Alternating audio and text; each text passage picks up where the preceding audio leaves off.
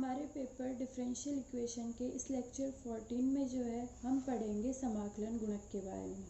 इससे पिछले वाला जो लेक्चर है 13 उसमें हमने पढ़ा एग्जैक्ट डिफरेंशियल इक्वेशन के बारे में, यथार्थ अवकल समीकरण क्या होती है, उसको सॉल्व कैसे करते हैं। ये वाला लेक्चर है ये उसी लेक्चर से रिलेटेड है। किस मायने में रिलेटेड है? पिछले वाले लेक्चर में हमने जो मेथड पढ़ा उसकी एक्सरसाइज में जितने भी हमें क्वेश्चन दिए हुए थे वो पहले से इक्वेशन सारी एग्जैक्ट थी। इस वाले लेक्चर में हम ऐसी इक्वेशंस पढ़ेंगे जो हमें एग्जैक्ट नहीं दी हुई, लेकिन हम उनको समाकलन गुणक की हेल्प से एग्जैक्ट बना सकते हैं और फिर एग्जैक्ट डिफरेंशियल इक्वेशन के मेथड से सॉल्व कर सकते हैं। तो हमारे समाकलन गुणक इंटीग्रेटिंग फैक्टर क्या होते हैं? ऐसे फैक्टर जिनको आप अगर गिवन इक्वेशन से मल्टीप्लाई करते हो या गिवन इक्वेशन में अप्लाई करते हो तो आपको जो नई इक्वेशन मिलती है वो कैसी मिलती है? Exact differential equation. तो हम पढ़ रहे हैं समाकलन गुणक। तो इसकी डेफिनेशन क्या होगी? यदि कोई समीकरण है m dx plus n dy is equals to 0, तो ये यथातथ एग्जैक्ट नहीं हो तो इसे x और y के फलन से गुणा करके एग्जैक्ट बनाया जा सकता है। ऐसे फलन को हम क्या कहते हैं? समाकलन गुणक, इंटीग्रेटिंग फैक्टर। ये इसकी डेफिनेशन है।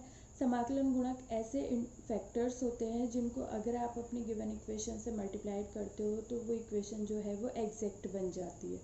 तो अब हम जो है समाकलन गुणक की डेफिनेशन हमने पढ़ ली। अब हम पढ़ेंगे इनको फाइंड आउट करने के मेथड क्या होते हैं। हमें कैसे पता चलेगा कौन सी इक्वेशन के लिए समाकलन गुणक क्या होना चाहिए जिससे कि वो इक्वेशन जो है वो एग्जैक्ट बन जाए। तो इसका जो सबसे पहला वाला मेथड है, मेथड फर्स्ट, वो है निरीक्षण द्वारा, बाय इंस्पेक्शन। यानी हमें इस इक्वेशन को देख के थोड़ा अंदाज़ा लगाना है कि इस इक्वेशन को किससे मल्टीप्लाइड करें कि ये एग्जैक्ट हो जाए। तो इसको हम डायरेक्ट जो है वो एग्जाम्पल से समझेंगे। हमने फर्स्ट एग्जाम्पल लिया है, हल कीजिए, सॉल्व कीजिए। y dx minus x d y plus 1 plus x square whole multiplied by d x plus x square sine y d y is equals to 0। ये हमें दी हुई इक्वेशन है। तो हमने सबसे पहले हमारी गिवन इक्वेशन को लिख लिया, ठीक है। अब इसमें जो है हम कौन सा मेथड अप्लाई कर रहे हैं? हमने पूरी इक्वेशन को एक्स स्क्वायर से भाग दे दिया। ये हमने क्यों किया? क्योंकि यहाँ पे ये जो दोनों टर्म शुरू की हमें मिल रही है, देखो एक्स स्क्वायर से इसलिए डिवाइड किया क्योंकि एक्स स्क्वायर अगर यहाँ से हट जाता है तो ये इक्वेशन क्या हो जाए, ये वाली टर्म क्या हो जाएगी? Sine y d y. इसका हम इंटीग्रेशन करेंगे तो हमें सॉल्यूशन मिल जाएगा। यहाँ पे एक्स स्क्वायर से डिवाइड करने पे एक्स का ही फंक्शन रहेगा, इंटीग्रेशन करने में कोई दिक्कत नहीं है। और यहाँ पे क्या हेल्प मिलेगी? Y d x minus x d y दिया हुआ है। ये डायरेक्ट खुद किसी का डिफ्रेंशिएशन नहीं होता, लेकिन अगर आप इसको एक्स स्क्वायर से डिवाइड कर दो तो हम जानते हैं कि जो y बाई एक्स होता है, जो y बाई एक्स होता है, इसका अगर आप डिफ्रेंशिएशन करोगे तो आपको क्या मिलेगा? y बाई एक्स है, इसका हम डिफ्रेंशिएशन करेंगे तो क्या होगा?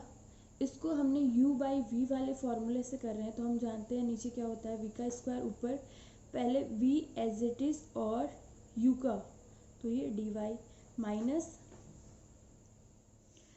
सेकेंड वाली टर्म में माइनस होके सबसे ऊपर वाला जो u है वो एज इट इज़ रहेगा और जो अपॉन में था उसका क्या हो जाएगा? डिफ्रेंशिएशन।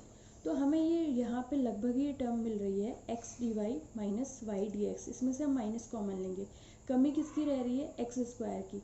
इसलिए हमने इस पूरी इक्वेशन को क्या किया? एक्स स्क्वायर से डिवाइड कर दिया। तो ये पहले वाली टर्म में से हमने माइनस कॉमन ले लिया तो ये क्या हो गया? X d y minus y d x by x square. जैसी हमें चाहिए थी एग्जैक्ट वैसी ये टर्म हो गई। अगली वाली टर्म्स पे गौर करते हैं। ये 1 प्लस एक्स स्क्वायर था, एक्स स्क्वायर से डिवाइड करने पे 1 plus x square divided by x square हो गया। इसको हमने सरल करके लिखा तो ये क्या हो गया? X square by x square 1 और 1 बाई एक्स स्क्वायर, ये हो गया। इसको हमने एज इट इज़ लिख लिया 1 plus 1 by x square D x. यहाँ पर हमने एक्स स्क्वायर से डिवाइड किया, एक्स स्क्वायर कैंसिल हो गया और हमारे पास क्या बचा? साइन वाई डी वाई, ठीक है। यहाँ पे आने के बाद हम देख रहे हैं साइन वाई का इंटीग्रेशन करने में कोई दिक्कत नहीं है, इसका इंटीग्रेशन करने में कोई दिक्कत नहीं है, इसका इंटीग्रेशन करने में भी कोई दिक्कत नहीं है क्योंकि ये डायरेक्ट किसका होगा? वाई बाई एक्स का डिफ्रेंशिएशन है।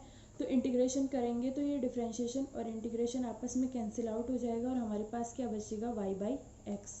इसमें एक और टर्म आएगी समीकरण 2 का समाकलन करने पर।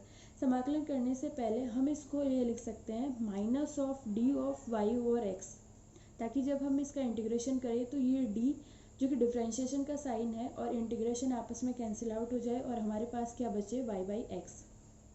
तो ये क्या हो जाएगा minus y by x plus इसका करेंगे तो क्या आएगा, ये पहले वाली टर्म में डी एक्स है, डी एक्स का इंटीग्रेशन क्या होगा x, one by x square का क्या होगा minus one by x, minus sine का क्या होगा minus of cos y is equals to हमने जो इंटीग्रेशन का कांस्टेंट है वो इक्वेशन के दूसरी तरफ ले लिया, तो ये क्या आ गया is equals to C.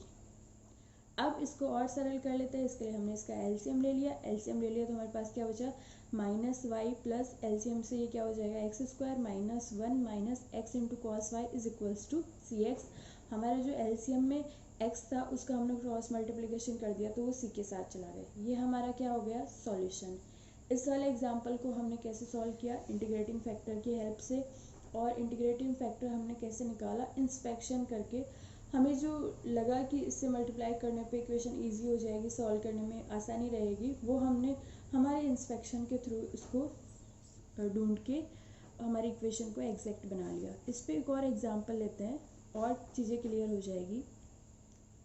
Second example हमने लिया है, हल कीजिए solve x cube plus x into y square plus y a square y multiplied by d x plus y cube plus y into x square minus a square x whole multiply by d y is equals to 0। तो इसको solve करने के लिए सबसे पहले हमने given equation को लिख लिया यहाँ पर, और अब जो है यहाँ पर हम क्या करते हैं, ये थोड़ा कुछ फैक्टर सही से नहीं बन रहे तो यहाँ से कुछ समझ में नहीं आ रहा, क्योंकि यहाँ पे अगर हम डायरेक्ट इंटीग्रेशन लगा देते हैं तो y और x की टर्म आपस में मिली हुई है, तो इस तरह से इंटीग्रेशन करना ठीक नहीं होगा। तो सबसे पहले हमने क्या किया, x और y को अलग अलग करना चाहते हैं, तो इसके लिए हमने क्या किया, जैसे ये वाली टर्म है ए स्क्वायर इस यहाँ पर भी है, ए स्क्वायर यहाँ पर भी है, तो सबसे पहले हमने क्या किया ए स्क्वायर वाली टर्म्स को एक साथ लिख लिया और जो बची हुई टर्म्स है उनको हमने एज इट इज़ रहने दिया।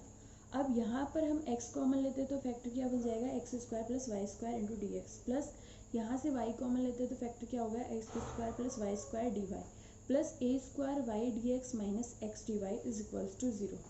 यहाँ तक हमें इक्वेशन मिल गई। इसके बाद जो है हम यहाँ पे देखते हैं ये पूरी इक्वेशन जो है इंटीग्रेशन करने में अब क्या दिक्कत है, यहाँ पर ये y वाली टर्म है, यहाँ पर ये x वाली टर्म है, तो हम क्या करते हैं हमारी पूरी इक्वेशन को x square plus y square से डिवाइड कर देते हैं ताकि इस टर्म में x इंटू डी एक्स बचे, इस टर्म में y इंटू डी वाई बचे और इंटीग्रेशन करना ईजी हो जाए, और लास्ट वाली टर्म में जो आएगा उसको हम एडजस्ट कर लेंगे। तो पूरे समीकरण को x square plus y square से हमने विभाजित कर दिया, तो पहली वाली टर्म में हमें क्या मिलेगा x इंटू डी एक्स, दूसरी वाली टर्म में क्या मिलेगा y into d y plus a square हमने कॉमन ले लिया, y d x minus x d y पहले से था, और डिवाइडेशन में क्या आ गया x square plus y square is equals to 0। अब हमने जो है यहाँ पर इंटीग्रेशन करने में एक दिक्कत है कि पहले हम ये देख लेते हैं ये किसका अवकलज है, डेरिवेटिव है। तो हम यहाँ पे देखते हैं x square plus y square tan inverse का होता है, तो पर यहाँ पर ऊपर भी टर्म है तो ये tan inverse x by y का हो सकता है। तो हमने क्या किया, पहले साइड में tan inverse x by y का डेरिवेटिव निकाल के देखा, तो ये क्या होगा d of tan inverse x by y is equals to क्या होगा, सबसे पहले 1/1 प्लस एक्स स्क्वायर उस वाले मेथड से, और फिर जो ये है यहाँ पर जो है इसका अवकलन करेंगे तो हमें ये मिलेगा। एलसीएम किया तो क्या अपन में क्या आया y square plus x square, और जो एलसीएम वाला वाई था वो ऊपर चला गया, तो ये वाई स्क्वायर आपस में कैंसिल आउट हो जाएंगे और हमें क्या मिलेगा y d x minus x d y into divided by x square plus y square. Exact वही टर्म है जो हमारी इक्वेशन में आ रही है, तो हम इसको क्या लिख सकते हैं d of tan inverse x by y. अब हम इस इक्वेशन का इंटीग्रेशन कर सकते हैं, कोई दिक्कत नहीं है।